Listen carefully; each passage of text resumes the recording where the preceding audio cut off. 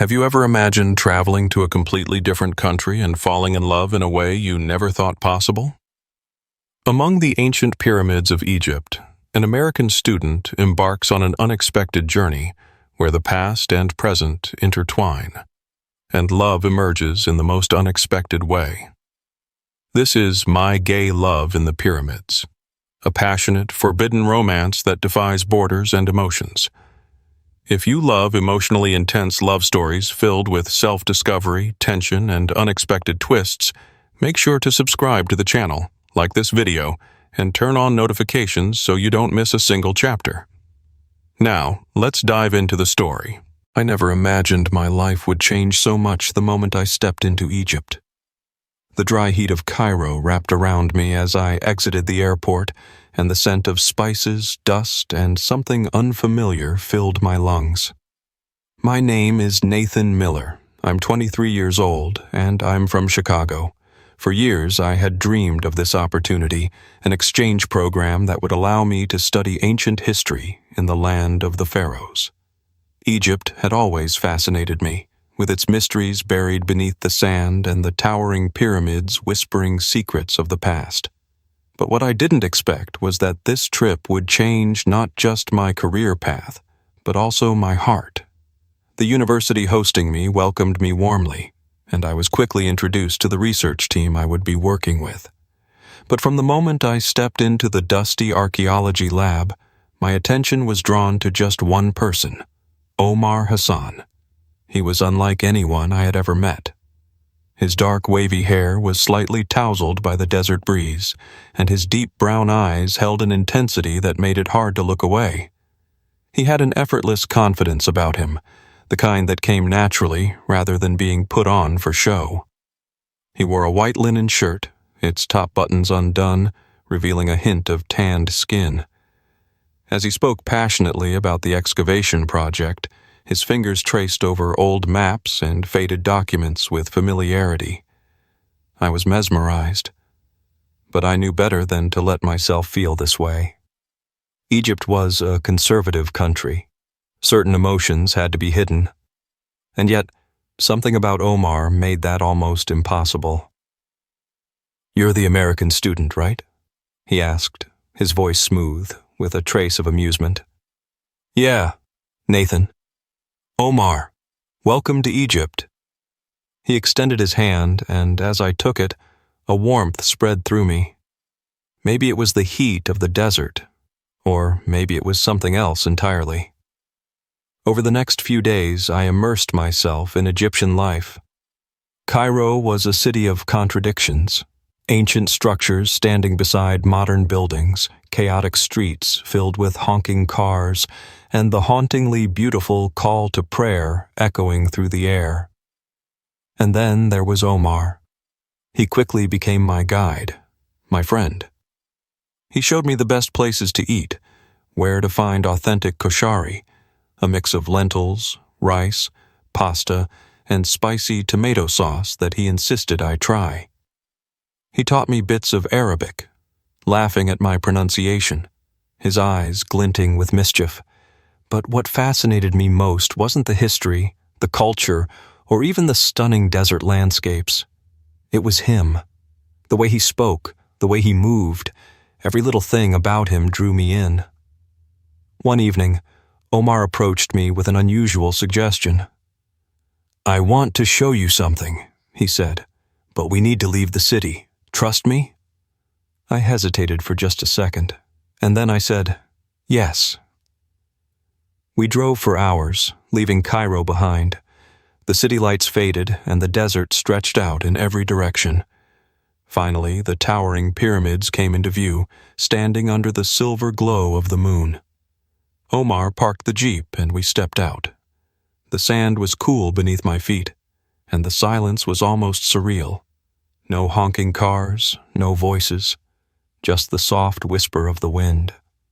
Omar climbed onto a rock and sat down, gazing at the stars. I hesitated before joining him.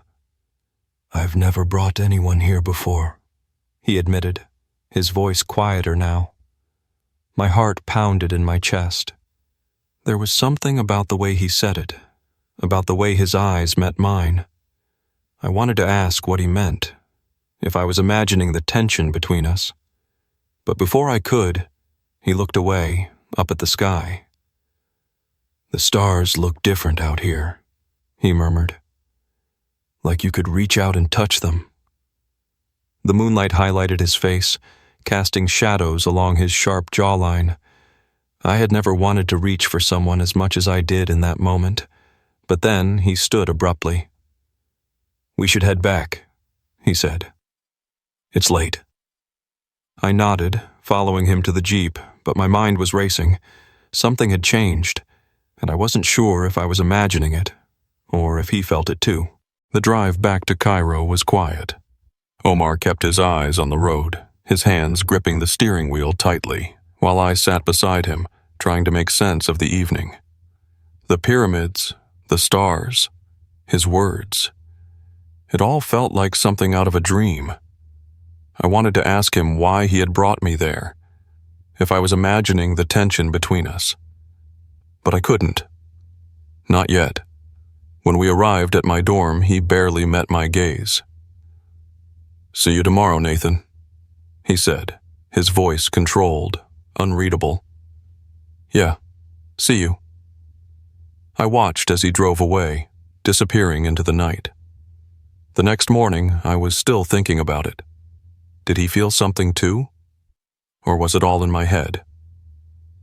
I tried to push it aside as I walked to the excavation site, but the moment I saw Omar standing there, talking with the other researchers, my heart kicked into high gear. When he turned and spotted me, his expression shifted, just for a second. A flicker of something I couldn't quite read. But then it was gone, replaced by his usual confident demeanor. "Good morning, American," he teased, smirking. I forced a chuckle, trying to act normal. "Morning, Egyptian." The day went by in a blur of sand, heat, and digging through ancient ruins.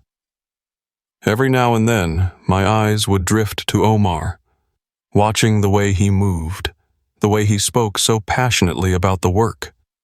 He was captivating. And then, as if the universe wanted to test me, it happened. I was crouched down, carefully brushing dust off a fragment of pottery when I felt a shadow fall over me. "Omar." "Careful," he murmured. "You don't want to damage something thousands of years old." His voice was closer than I expected. I looked up, and for a moment, we were inches apart. My breath hitched. His eyes locked onto mine, dark and searching. The air between us was charged, heavy. And then, "Nathan, can you come check this?" one of the other researchers called. I jumped back, clearing my throat. Omar straightened, his expression unreadable again. "Looks like you're needed," he said before turning away. I swallowed hard, my heart pounding. Was I imagining it? Or was there something real between us? That night, I lay in bed staring at the ceiling, my mind replaying every glance, every touch, every unspoken word. I needed to know, and I was going to find out. The tension between Omar and me was growing.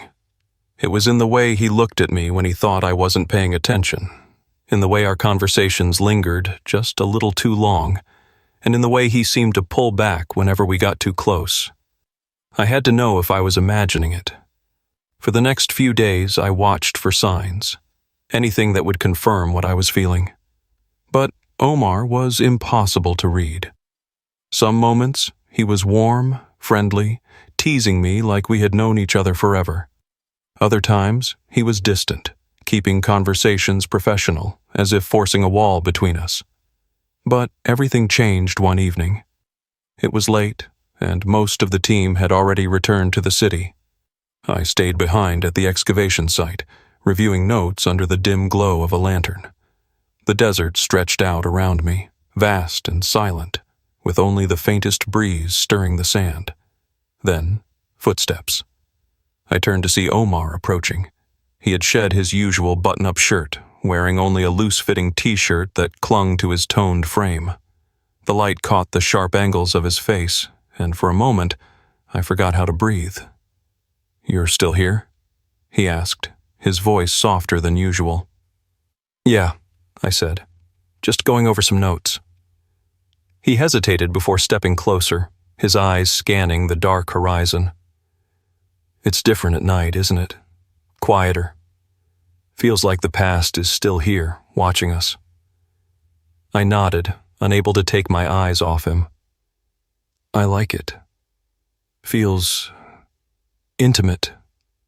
He glanced at me then, something unreadable flashing in his expression. "Yeah, it does." The silence stretched between us, thick with something unspoken. I could hear my heartbeat in my ears. Then, without thinking, I reached out, just a small movement, barely brushing my fingers against his wrist. Omar inhaled sharply, but he didn't move away. For a second, it felt like the whole world had stopped. Then, he turned his head, meeting my gaze in the dim lantern light. "Nathan," he said, his voice barely above a whisper. But before he could say more, a loud crack echoed through the night. We both jumped, spinning toward the sound. It came from one of the excavation pits. "Did you hear that?" I asked, my pulse racing for a completely different reason now. Omar nodded. "Come on." We grabbed a flashlight and rushed toward the source of the noise. My mind was still spinning from what had just happened, from the way Omar had let me touch him, from the way he had whispered my name. But now, something else was happening. And whatever it wasn't good. Omar and I ran toward the excavation pit, the flashlight bouncing in my grip as my mind raced with possibilities.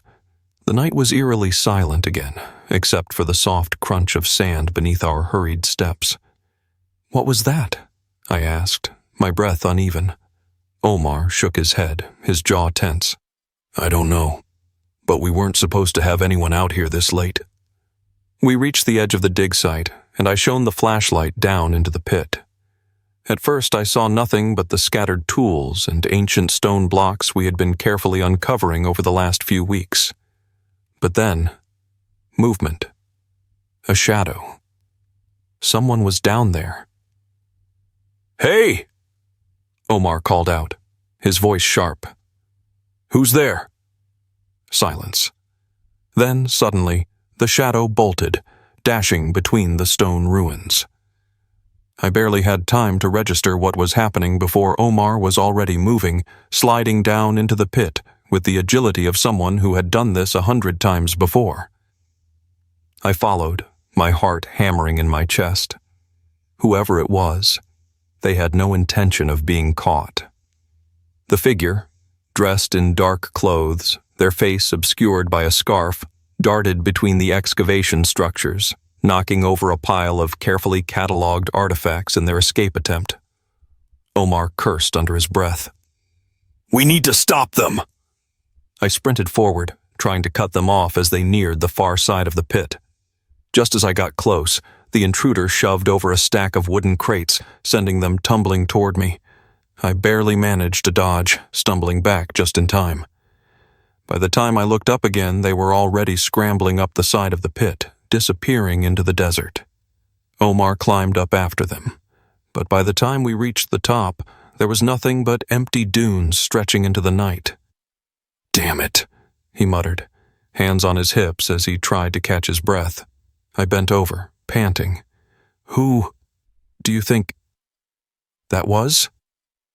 Omar's gaze was locked on the horizon, his expression unreadable. "I don't know, but they were looking for something." A chill ran through me despite the warm night air. The idea that someone had broken into our site, rummaging through our work in the middle of the night, sent alarm bells ringing in my head. Then, I saw it. Lying in the sand near where the intruder had run, something small, half buried. I walked over and picked it up, brushing off the dirt. It was a golden amulet, ancient-looking, with intricate carvings. My stomach twisted. "Omar, this wasn't here before, was it?" He stepped closer, his eyes widening slightly as he examined it. No, it wasn't. A long silence stretched between us as the implications of what we had just witnessed settled in. I looked at him, still gripping the amulet tightly. What if this wasn't just some random break-in? What if they were searching for something specific?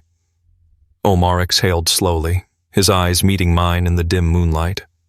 Then we're in more trouble than we thought. The weight of the moment pressed down on me, but underneath it all, beneath the confusion and the adrenaline, there was something else.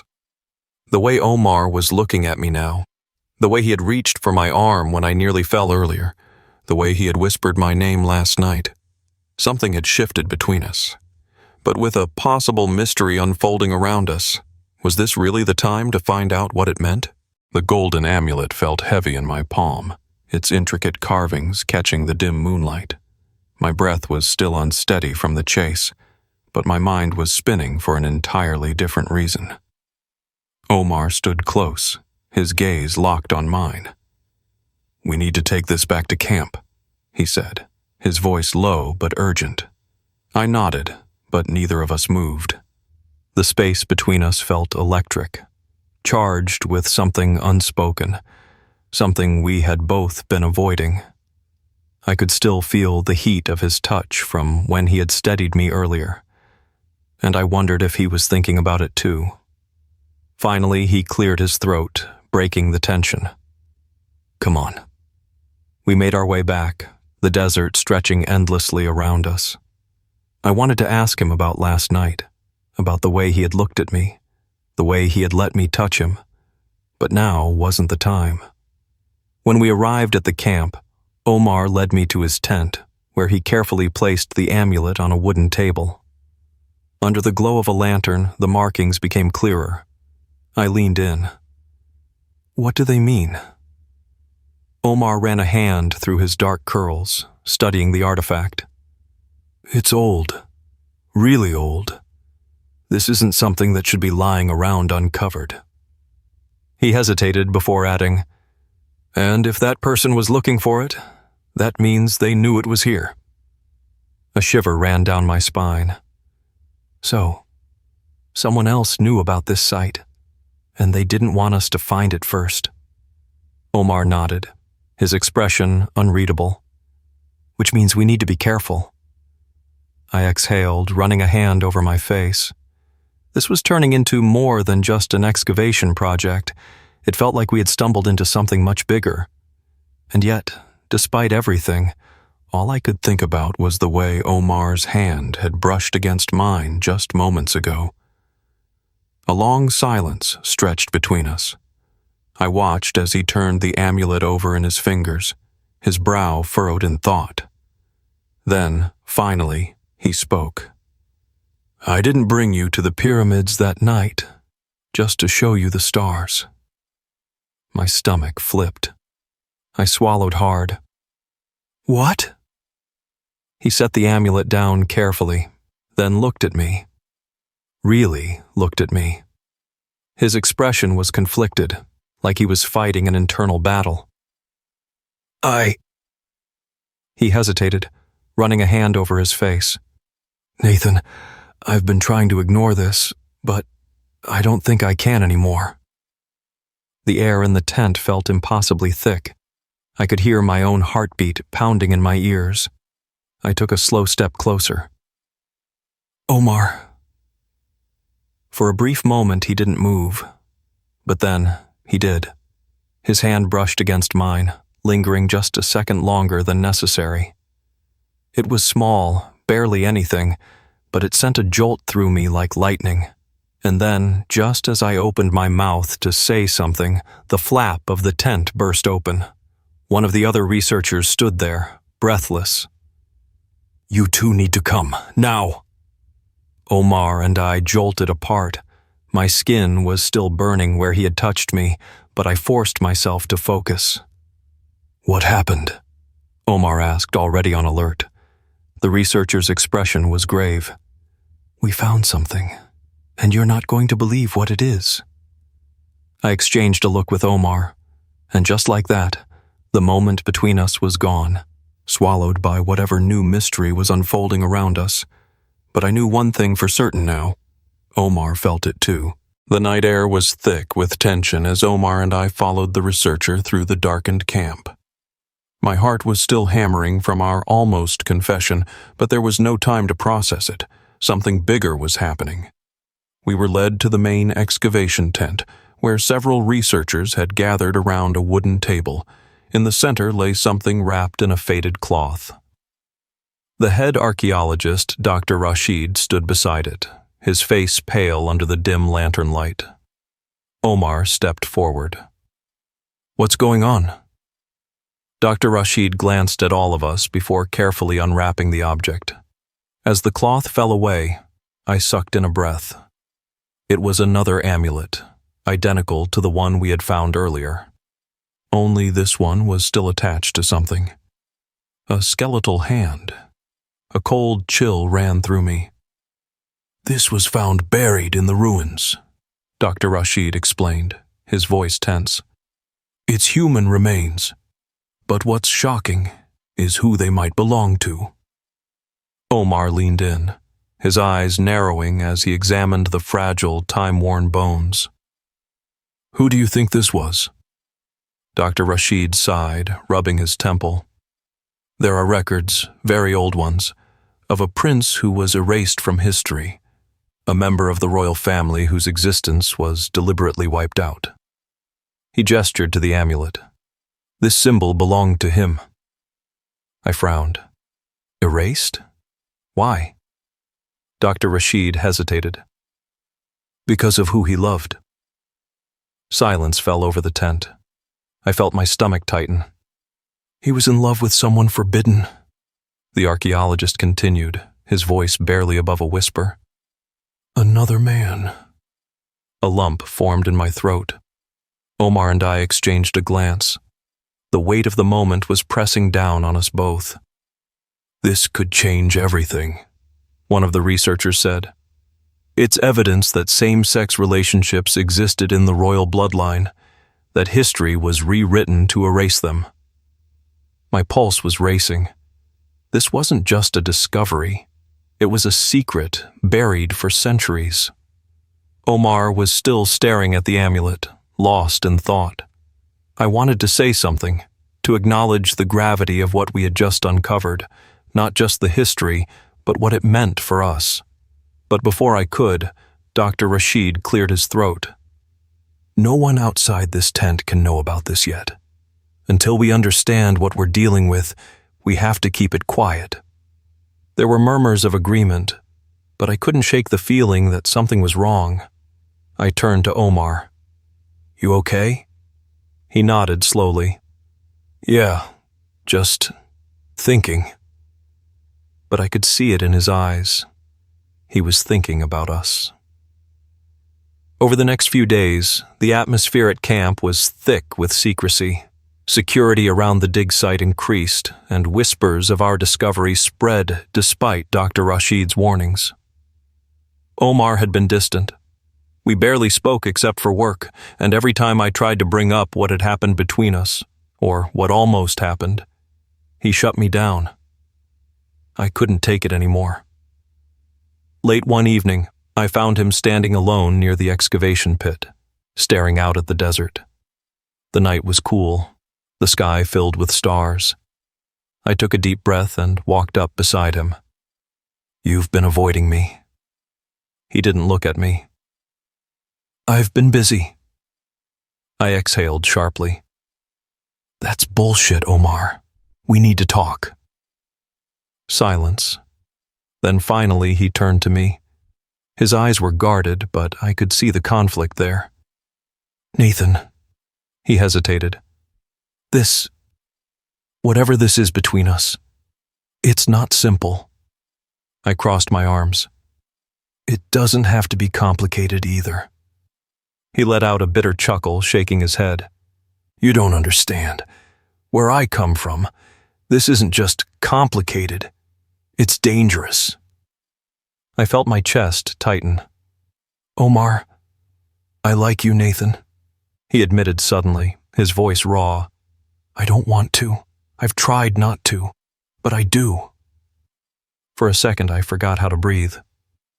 But that doesn't mean I can act on it, he continued, his voice quieter now. I can't risk everything I've built here. My life, my family. They wouldn't accept this. I swallowed hard. So, what are you saying? That we just pretend this never happened? His jaw tightened. I'm saying that maybe it's better if we don't. Before he could finish, I stepped forward, closing the space between us.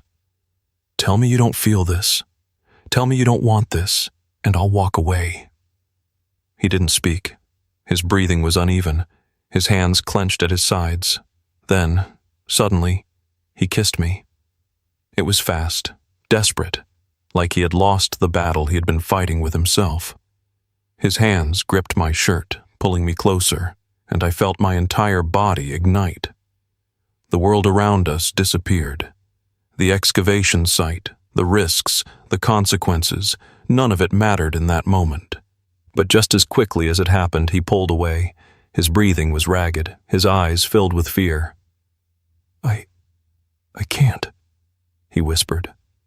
And then, before I could stop him, he turned and walked away, leaving me standing there, my lips still tingling, my heart breaking.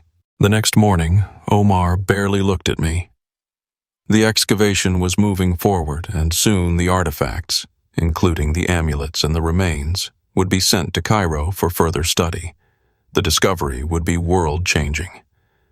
But I didn't care about history anymore. I cared about him. As the sun began to set, I found him once more, standing near the tents. I approached slowly, my heart heavy. I leave in a few days, I said quietly.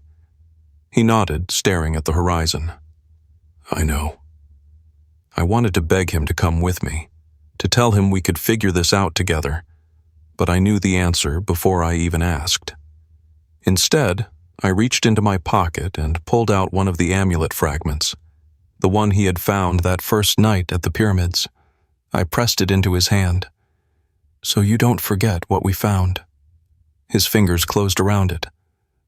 I could never forget. Our eyes met one last time, filled with everything we wanted to say but couldn't. And then, slowly, painfully, I turned and walked away. Months later, back in Chicago, I was sitting in my apartment when my phone buzzed. A message, from a number I didn't recognize. I hesitated before opening it. I miss the stars over the pyramids. Omar. My breath caught in my throat. I stared at the message, my heart pounding. And then, slowly, I smiled. Maybe our story wasn't over after all. Some love stories are meant to be written in the stars, just like the hidden history we uncovered in this journey. What do you think? Should Nathan take a chance and go back to Egypt? Or should he move on? Tell me in the comments below. And if you love stories of passion, self-discovery, and love that defies time, make sure to like, subscribe, and turn on notifications for more unforgettable stories. Until next time.